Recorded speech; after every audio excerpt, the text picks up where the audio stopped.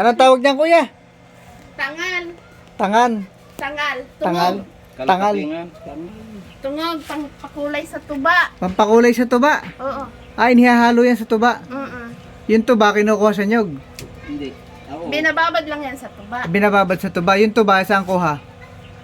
Diyan sa mga kapitbahay namin, may mga niyog naman kami Ah, dyan. sa mga nyog. Oh. Para hindi magtay ang iinom. Para hindi magtayang iinom, lalagyan ng tangal. Tuloy, kasi.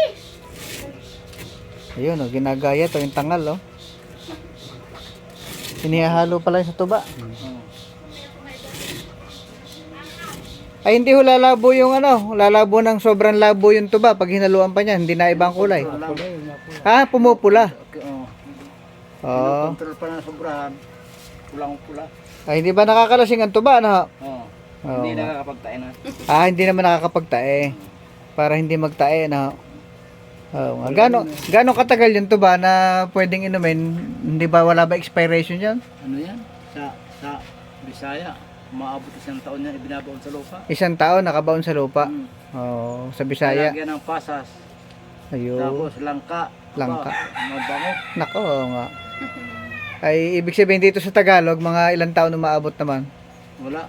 Mga ano na gusto dito yung Mabili man agad yan kung siya. bagong kuha kasi Ah, matamis. iniinom na agad nila, no? Oo. Matamis. Ayun, matamis. Okay. Pag